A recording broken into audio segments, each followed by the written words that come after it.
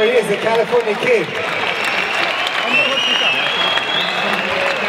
Travis Browne, Luke Barnatt.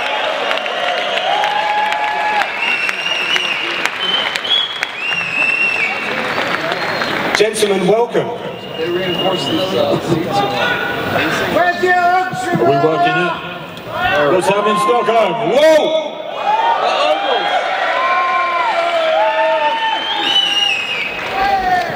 Got a proper fan club here, right? That's Andy Ogle's beautiful family right there. What's up, folks? Good stuff. How are we all doing? We are acclimatising very well. Luke, you look like the guy who's come best prepared for this. I've got my Swedish colours in full effect.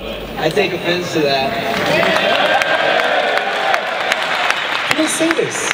Man, you can't take this under flip-flops. It's either Uggs or flip-flops, and it's super cold outside and super hot inside, so I was spending less time outside, so I figured I like it. I'll go with this. It's good to be different as well. Good to be different. Right, so, talking of climate and things like that, I'm going to throw this back and forth, have a conversation with ourselves. This is a bit different for some of you guys in the United States. The time zone's different, the fight's going down on the main event especially, are going to be quite late on or early in the morning. There's a climate change as well. How does that affect you guys in preparation and how you would prepare for that coming across to Europe and fighting early hours? Start with you, Uriah. It's different for every person. I'm pretty malleable when it comes to sleep schedule and weather, etc. So I think we're fighting in the time for America. So getting the time adjusted is a little bit strange, but basically switch it up. 9 hours difference here, so it'd be sleeping during the day and staying up during the night and trying to stay on my own schedule. Can you get it wrong though? Yeah, you can definitely get it wrong, especially you're in a new place. Things can get out of whack. So that's actually happened to me today. I just woke up, so here I am. Travis, over to you. You've made a long journey. So how does it affect you guys?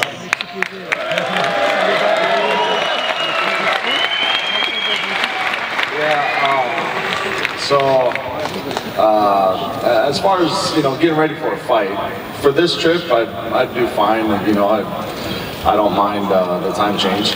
But as far as getting ready for a fight, I mean, all of us up here are fighters, and nobody's gonna ever make excuses. So if you woke me up at 3 o'clock in the morning, California time, and they said, hey, you need a fight, I'd get up and I'm ready to fight. You know what I mean? So there's no excuses when it comes to me for the time change and all this kind of stuff. But at the end of the day, we're all here to fight. And so you wake me up, I'm ready to go. Good stuff. Nick, can you weigh in on this one? Yeah. I mean, the time difference between Germany and Sweden is like not too bad, Yeah. I mean, when I wake up here, it's about the same time in Germany, so for me, it's really, I'm okay with that. Yeah. Easy stuff for you, Luke. You've been back to the force to San Diego. How do you think that's going to affect? Let's talk about. I mean, these guys have spoken about time, but what about the climate change? Well, from San Diego to here, yeah, it's pretty different.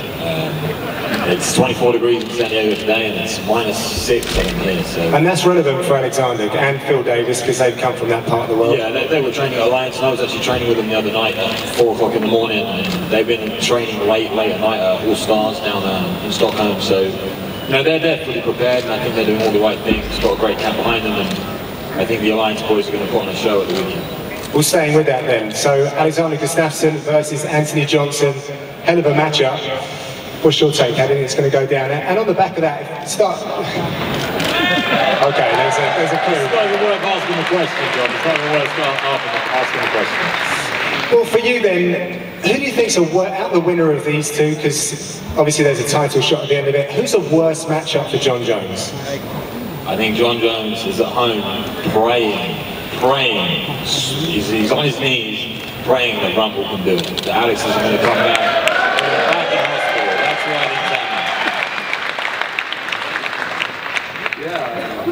We watched the last fight, and Alex, in my mind, has been the closest one to beat John Jones, and he's the one that's going to pose the biggest threat. I think Gustafsson, Jones, and Cormier are going to have this little menage for the rest of their lives. Those three are always going to be involved in each other's life, in their career, in talks and everything. They'll always be mentioned together, those three. No mention for Anthony Johnson in that. That's quite interesting. No, I like those three. Yeah. Fair enough. That, because if you had a fourth, it kind of messes up the menage. Yeah, it does indeed. You can't use that. Urijah, what's your take on this, on the main event? You know, it's going to be tricky. I think Gustafsson's footwork is going to be is probably the separating factor, and Anthony Johnson's got freakishly strong power, so it's going to be, you know, who's able to implement the game plan. I think, you know, when it comes to athleticism, they're both super athletic, but in different ways, so the game plan is going to be a big part of this thing. Gustafsson having the home crowd is going to be really big. I think he's probably going to be on his A game. As long as he stays clear and is able to be elusive and creative, I think he'll have the edge. And do you think John Jones is at home praying that Gustafsson doesn't get the win? We don't know what Jones is doing at home. I don't know if I want that. It's supposed to not work. At that point, I'm going to go straight to Nick, a fellow European, strategizing for fights and things like that. How have you measured up to see this main event? I'm sure you've had a few thoughts yourself. You mean for this main event, what I think about it? Yeah. Yeah, I mean, of course, Gustafsson right now is like the biggest name in Europe, and next to another guy from Ireland. There's a few Irish fans out there that's going to disagree with that, but you carry on. And the thing is, it's a really big matchup for both of them, but I can agree, like, the technique of Gustafsson and the force of Anthony is going to, one of both are going to go for it. And I mean, he's fighting at home, so I think this is going to be the point that can really bring him up to 110% and finally, like, making the. But first, let me take a selfie. I'm not being rude, I'm on the UFC Instagram, I just got it. I'm late on the thing, so I'm going to try to get a picture of all you in there also. So do something to stand out. No pressure. So talking of title fights, there's a third man that's going to get a title fight, and that's Conor McGregor. He's going to be facing, there we go, he's going to be facing one of your old friends, Jose Aldo. What do you make of that? Firstly, what are your thoughts on the rise of Conor as an athlete, as a star within the UFC, and how do you think he matches up? I think the rise is well deserved. The guy is an incredible fighter, and he's got a ton of personality. He's great at marketing. You know, I don't even think it's marketing. I think he's being real, which I like. Do I think he's going to be able to beat Jose Aldo? No. Is he in the ballpark? Is he on the same level? I'd say yeah. But Aldo, in my opinion, is one of the best pound-for-pound fighters out there. He's beat guys like Frankie Edgar and Chad Mendez. He beat me, you know, beat the crap out of my legs. So still wins thinking about that. But you know, Conor's really good. I think Conor's got great hands. Aldo's got great hands, but Aldo's also got amazing kicks and amazing knees, and has been there against the top competition. Conor's still been a little bit coddled. They're keeping away from the wrestlers, but I think you know, because he's a moneymaker, and well deserved, like I said. But I think Aldo keeps the belt. Luke, you're not sure of an opinion, and on Conor McGregor. Talk to us about how you think, as a fellow European, it's great to see guys from this part of the world excelling and doing very well. But Jose Aldo, that's a tough test. You know, I think the thing with Conor is he proves himself time and time again, and the thing that impresses me about him is, I might not like the guy, but what he does in the sport is very impressive, and the amount of pressure that he bestows on himself, the tool, everything that he does, and everyone's got his eyes on him, and the pressure that builds and builds and builds the fight, the media week and everything, he just owns it. He does that very, very well, which is what's impressive about him. Still don't like the guy, but he's impressive, and you can't take that away from him. As for Jose, I think it's the same as Urijah said. I think, no, he can't beat him, but he's deserved a shot after what he's done in the UFC and the rise that he's made. And they're talking about pay-per-view buys and the money coming in, all those sort of things. And there's no one else really there right now, apart from a couple of guys that have been around for a long time. So it's fresh, it's cool, and it brings the attraction to Europe. I'm a bit upset they didn't do it in Ireland. You know, it's ended up being in Vegas, but I understand why, and I get all that, but it would have been great for the market, having another big event like we've got here in Sweden, in the European market. But yeah, I think it's going to be interesting. I think everyone in this room is going to watch it, or millions of people around the world. So, you know, I don't see it going Conor's way, but he's there, so good on him. I was going to say, I think he has a much better chance beating Aldo than he does Frankie Edgar or Chad Mendes, and, you know, makes sense to let him fight for the title now because he's going to have to fight one of those two guys next, and I think they're going to give him a little time to get better at the things he needs to get better on, but I don't think it's going to be enough. I mean, Frankie Edgar and Chad are both extremely high-level wrestlers with extremely powerful punches, and striking is really top-notch, so no, I think that's the next step. Everyone's improving. Frankie looks absolutely awesome in his last appearance. Travis, you're from, you know, the North America side of things, and you guys are a great showman. We're sort of learning those ways over here in Europe. What do you think, though, about guys like Conor McGregor, the way they talk, and then give us your take on his athleticism? You're a creative striker. He moves very differently. Yeah, I think he's great for the sport, personally. To have the level of talent that he has, along with that mouth of his and his ways with words, is very rare. You know, we had Chael Sonnen. Unfortunately, Chael was losing fights. But, you know, Chael, if you're here, man, sorry, you know, but it's the truth. Conor goes out there and he talks the talk and then he walks the walk, and that's what's so impressive about him. As far as Jose Aldo goes, you know, that's a tough one, man. You know, Conor, we see so much out of Conor in his fights, and they're all pretty much very short. He had one decision go to with Holloway, but other than that, his fights have been really short and quick. So, you know, we'll see when it goes there. But as far as him as an athlete, it's very refreshing to see that in the UFC. You know, coming out, throwing different kicks, working his boxing, his distance, you know, and some of his ground game too. It's impressive. Yeah, refreshing. I like that. So let's get some questions from you guys. We've got some stands up here. Is anyone willing to step up? There we go. Yeah? Yes, sir. Go for it. This question is for Travis. If you were to fight Browne again, how would you fight him differently from the first time? That is one fight that I want back. I'm gonna go out there and kick his ass. That's what I'm gonna do. I'm gonna go out there and press him. Yeah. That guy kills me, and you know, he kicked my ass for the better part of 5 rounds last April. But give me another shot, and that guy's going down. He'll go down in the first or second. There's no way he's standing with me again.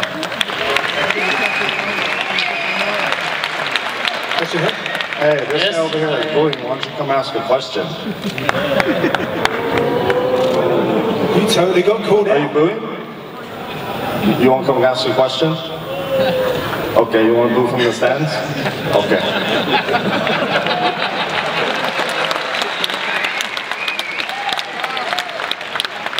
I have a question for Urijah. What do you think about Ben Askren not being signed by the UFC? You know, in other sports, even though you might not be that entertaining, you still have the opportunity to show that you're the best in the world. And what's your thought about that? I'd love to see Askren in the UFC. He's one of the top fighters for sure. I don't think he's not entertaining. I mean, depending on what you like. I think he is. Yeah, I think he's a great grappler. But you know, you never rule out anything. I think he rubbed some guys the wrong way, and this is a business, and it's also, you know, a political thing. So hopefully, it can look past, you know, whatever things he said or done, and let him get in here and mix it up, because, you know, we're in here to see who the top guy is in the world at each weight. And the guy's proven, you know, as an Olympic athlete and as a fighter, I think he's undefeated, but, you know, finishing some tough guys. So I'd love to see him get in the mix. Hopefully it'll happen. I think, you know, Dana used to hate Tito Ortiz and let him in a bunch of times. And there's been a bunch of situations where he didn't like people and they were still able to get in. So hopefully Askren doesn't give up. Thanks. Have a question from the microphone at the top there? Yeah, go for it. Yeah, I got a couple questions for Urijah Faber and Travis Browne. Urijah, you're slated to fight Asansa left next, I mean. Let's say you win against him. Do you think you should face your teammate? And if you do, will you go 100% against him? You know what? I don't really feel like fighting TJ, and I've been in the sport a long time, and you know, TJ lived with me. I basically recruited the guy, and he's, you know, been like my guy ever since he started 5 years ago. So we fight each other all the time, and that guy never takes it easy. You know, he's an intense mofo. So if I were to fight him, in order to keep myself from getting hurt, I would definitely have to go 100%. But I don't see it happening right now. So you will go ground and pound with elbows on it if you get the chance? I don't know, man. That'd be weird. Probably not. Try to cut him. Easy. This guy's cutthroat. I can't see up there, but you're definitely, you think like TJ. He's a wild man. And Travis, how far away do you think you are from a title shot? Honestly, I think I'm a win away. That's the thing about the heavyweight division. It's a tough one. It's been stagnant for a couple years now with the champ out. That's why they have the interim heavyweight champ right now. But it's anybody's game. You know, that's the thing about title shots and you know, new blood fighting for the title. You know, it's kind of been a boring weight class at the moment because the champ hasn't been able to fight. So once we get back on that roll of having the champ fight at least a couple times a year, it'll be exciting again. There'll be new guys, new faces fighting for the title. It helps other fights be a little more relevant. It'll be fun. What do you think about UFC's loose title, the demands for get a title shot? Yeah, some guys can ask for it and get it, but at the end of the day, you know, it all comes down to you as a person. I feel in order for me to fight for the title, I need to earn it. That's how I've been my whole life. So, you know, it is what it is. It's a moneymaker. It's a business, and this is what we do. This is what we sign up for. If we wanted to know exactly who was going to fight for the title next, then maybe we'd go fight for Bellator and do their tournament series or something like that and fight all the guys that used to be in the UFC. Thank you. Answer your question. Let's turn it over to this side of the arena. I can't really see you up there because of the lights, but fire away.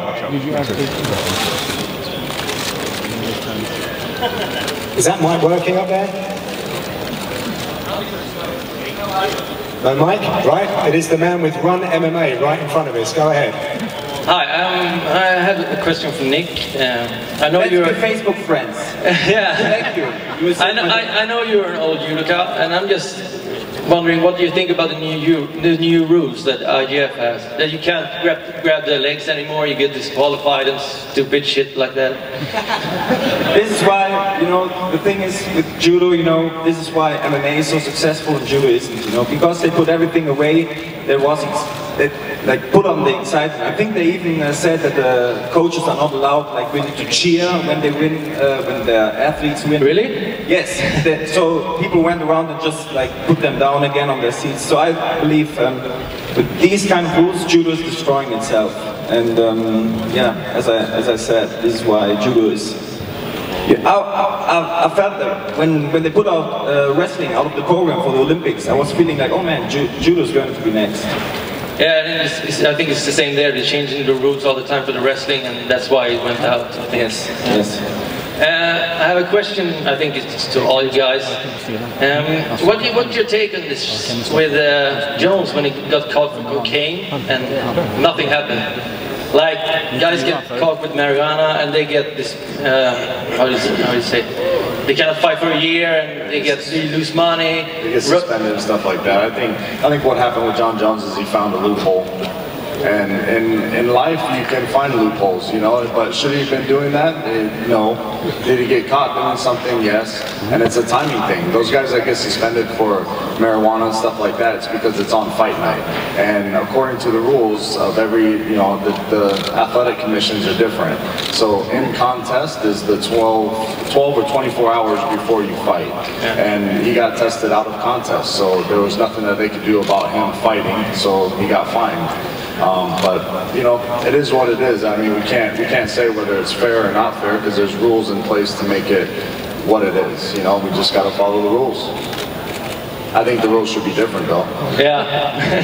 Thanks for your questions, buddy. We're going to send it up top. We've got a queue starting up there as well, so fire away.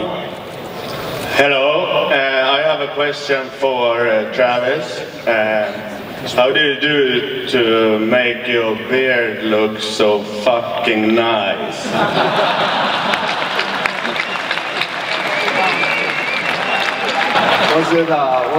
Are you talking about on my Facebook page, the video I posted? Yes.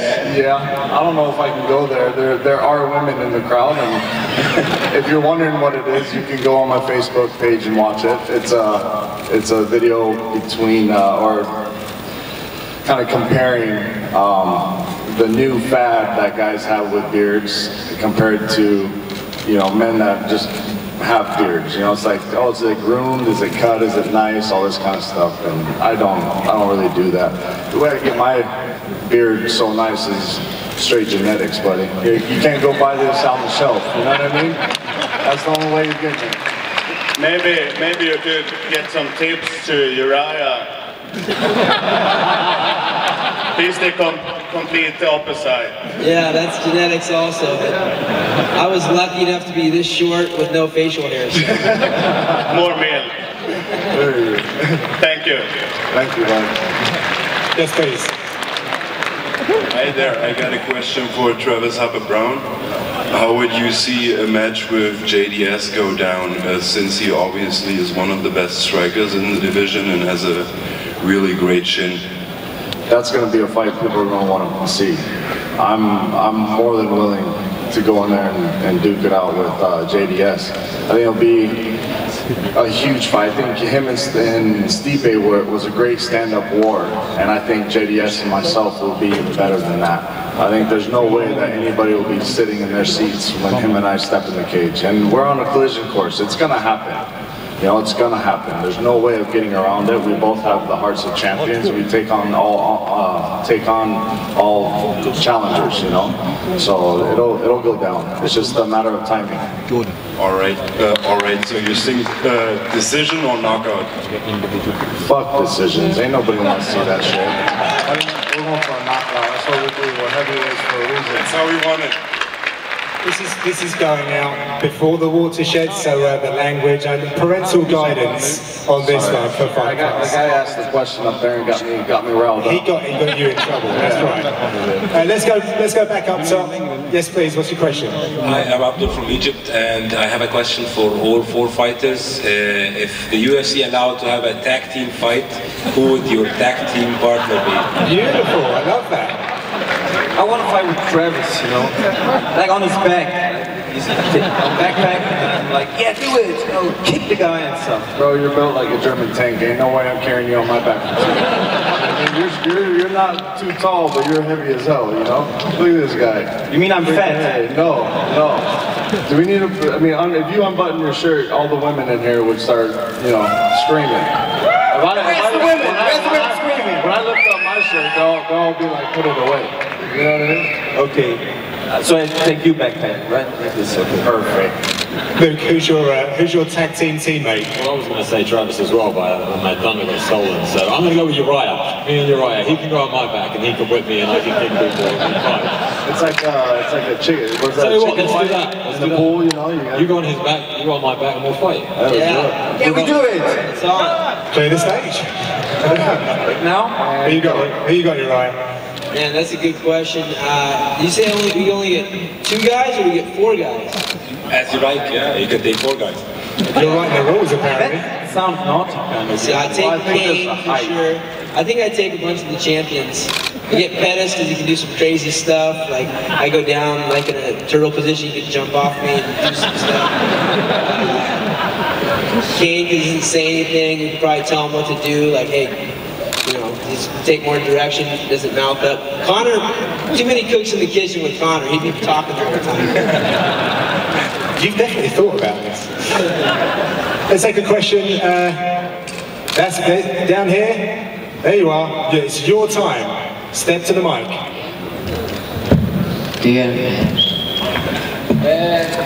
He's about to bust a rap. Hit it! He's choking. He's like, listen up.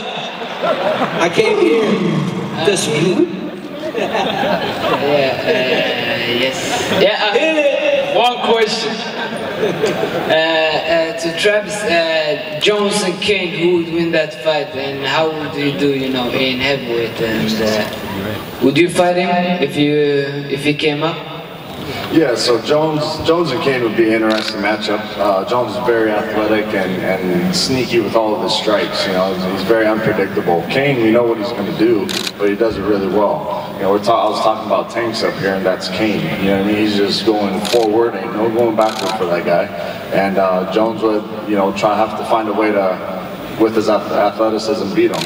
As far as Jones moving up to heavyweight, I think you know, he would do well. I trained with the guy for 3 years. He's very strong and he knows how to use his body. You definitely want to put on some weight. Fighting at 225 in the heavyweight division, it's kind of tough. But you know, would I ever fight John Jones? Yeah, I mean that's the business that we're in. I'm not picky about who I punch in the face. Thank you for that. So going on top again. Thank you. A question for Urijah and Luke. Uriah, if you would face TJ, I would suppose he would train in Colorado with Dwayne. Who of the guys at Team Alpha Male do you think would train with him, and who do you think would train with you? Oh, that's hard. Me and TJ talked about a hypothetical situation. We said we just do our training camp together, beat each other up every day. I mean, be the first time in history, make some history. But you know, I don't know. I think yeah, we could be the first ones ever to fight each other every day, and then fight each other in a title fight. But like I said, it's not going to happen. So. All right. And can I have a picture with you afterwards? No. Just joking. Sure. And for Luke, yesterday you said you want a fighter who gives it all. How about you face Magnus next? Set and blood. I think me and Magnus are on a destiny to fight each other. The name has been floating around for a long, long time. I wouldn't say that Magnus brings it when he fights. He's more of a grappler and likes to take you down and smother you. He fought a countryman of mine last in Scott Asker, and he did exactly that and got the victory. He's doing very, very well, and I think if he continues to do well and I continue to do well, I'm happy to punch him whenever he wants. Thank you. Yes, please. Yeah, go for it. Yeah, I was wondering, I would love your job, Travis Browne, to get to punch John Jones in the face. Do you ever win against him in the training? Yeah, that's the kind of stuff that just stays in the gym, you know. As a man, you can't go out there telling every little story, you know what I mean? And he would say the same. You know, you have to have respect for your brothers in arms, and you know, letting stuff like that out into the public is just, you know, not respectful. So you're lost. You lose to him every time. Oh, I didn't say that. I didn't say that. Thank you. Hey, can I get a picture after? $5. $5, all singles. Cash only, no checks. I'm going to interject for just 1 minute. Luke, I hear there was some exclusive announcements that are floating around. I've just had something in my ear to ask you, what have you got for us? Oh, okay, yeah, so I just got my next fight. I'm going to be fighting on April 4th in Virginia in the States against an old friend of mine from the old fighter, Mr. Clint Hester. He was the #1 ranked pick for Team Jones, and I was the #1 pick for Team Sonnen. So, like, I think we've been destined to fight for a very long time. It's been 2 years in the making, and now he's the guy who's going to bring it, and we're going to get to punch each other in the face. It's going to be great. Big Slow versus Headbuster. I love it. That might change some questions. Let's go up top then. Who's got a question, and who's it for, please? My question is for all 4 fighters. Who do you consider is the best MMA fighter of all time? I'd have to stick with a good old boy in Henderson Silva, man. That guy always impresses. Everything that he did, his fights and everything, man. He's the man. You can't watch him and not be like, you know, impressed by him. I gotta say, you know, this sport's so new. Like, of all time, hasn't been very long. It's only been, you know, 20 years, I think we're going to see the next generation of fighters as some of the best fighters of all time. And you're starting to see that in the new generation with guys like Jon Jones and TJ Dillashaw and McGregors and Aldos. That's just the beginning of guys that have been trained since they're little kids. But I think the greatest fighters of all times are probably prepubescent at the moment. We go to a question from the floor. Go for it. Hi, question for the fighters. What factors do you think are most important in further elevating MMA in Europe? And also a question for the audience. If anyone's got one spare ticket for Joe Rogan's comedy show tonight, I'll buy it off you in the beer stand after. Yes, I mean, everything goes with the television. And right now in Germany we have this special situation that the television ban is over. And as soon as you get like a TV contract, everything goes. So I believe we need to work on that. We need to bring the UFC into like the television market. In Germany it's happening right now, and we are really excited. I'm in a good spot right now, and can't wait. What's coming next? We're going to rattle through some of these questions because we're running out of time. So thank you very much for that. Let's go back up top and get a question from there. I have a question for Mr. Browne. Who would win between Verdum and Jones? Who would win between Verdum and Jones? In a super fight. I don't think that's much of a super fight. I think Jones would dominate his ass real quick. Knowing that because I fought Verdum and I worked with Jones for 3 years, that's just my opinion. And a question for Urijah. Who would win between Vitor and Weidman? The great thing about our sport is the only way to find out who would win is to actually have people fight. Like who would win in a fight between me and Travis Browne? I think I would choke him out. He's got a big long neck. He probably thinks he could knock me out, but there's only one way to find out.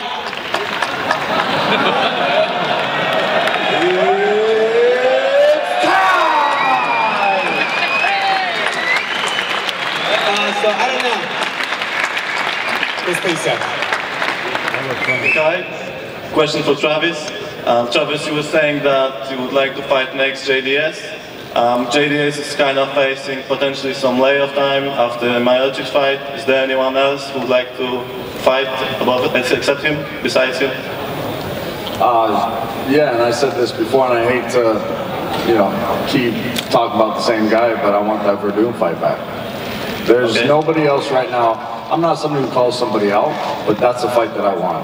That's a fight that I need to get back. And if it's on my way to the title fight, then that's great. If not, then he can work his way back up when I'm holding that belt and try to fight me for it then. Okay, thank you. And one for Urijah, real quick. You kind of laughed at the fact that you may be cutting weight because you don't want to fight TJ, which makes sense. Is there any chance? I definitely 150% am not cutting any more weight. I cut like 20 some odd pounds. I'm not cutting any weight. Maybe up in weight. Is there a chance we can see you in featherweight then against maybe Conor or Chad?